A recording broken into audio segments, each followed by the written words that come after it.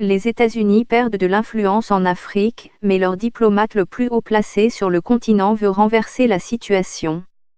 Pendant trop longtemps, lorsque les investisseurs ont frappé à la porte et que les Africains ont ouvert, les seules personnes qui se tenaient sur le pas de la porte étaient les Chinois, a récemment déclaré Tibor Nagy, secrétaire d'État adjoint aux affaires africaines à la BBC. Les relations économiques et commerciales entre la Chine avec le continent africain ont éclipsé ceux des États-Unis au cours de la dernière décennie et, en 2018, il était plus 3 fois plus important. Certains des postes diplomatiques américains les plus importants dans les capitales africaines sont restés vacants depuis l'entrée en fonction du président Trump. Ivanka, la fille de Donald Trump, en visite en Afrique. La Chine défend ses investissements africains. L'Afrique fait-elle marche arrière en matière de démocratie?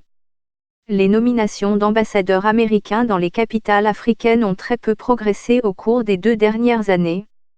Certains postes de haut niveau, dont ceux de l'Afrique du Sud et du Nigeria, sont restés vacants depuis que le président Trump a destitué tous les ambassadeurs des États-Unis dans le monde entier après son investiture en 2017.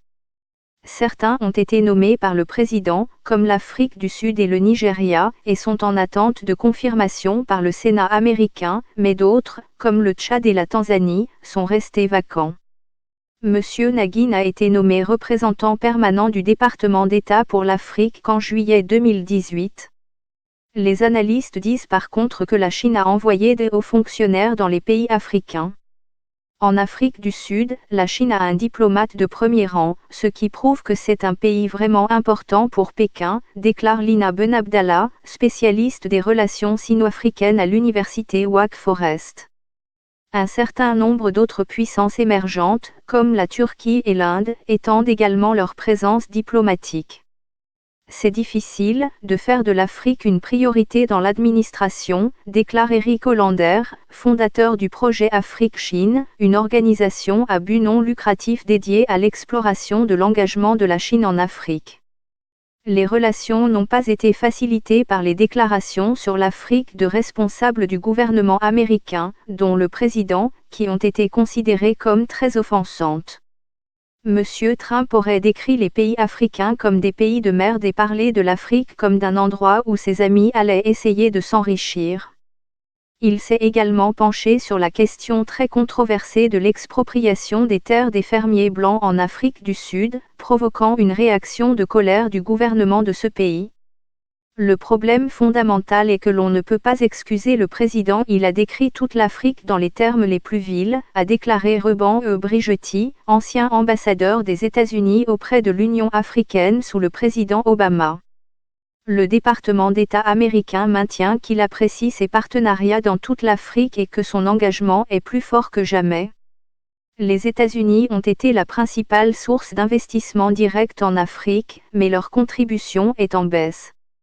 En 2018, la Chine a annoncé des investissements d'une valeur de 60 milliards de dollars, après 60 milliards de dollars engagés en 2015, qui comprenaient des projets d'infrastructures dans le cadre de son initiative Belt and Road pour construire des routes commerciales mondiales. Madame Benabdallah dit que le commerce entre les États-Unis et les pays africains a diminué en raison de l'intérêt accru non seulement de la Chine, mais aussi d'autres pays comme la Russie et la Turquie. Je pense que c'est parce que la concurrence de tous les autres pays a augmenté par rapport à la dernière décennie, explique Madame Benabdallah. La croissance économique de la Chine a montré récemment des signes de ralentissement qui pourraient bien affecter ses niveaux de commerce et d'investissement en Afrique à l'avenir. Mais compte tenu de la concurrence de plus en plus vive qui s'exerce dans le monde entier pour faire des affaires avec les pays africains, les États-Unis devront redoubler d'efforts pour reconquérir des économies de plus en émergentes.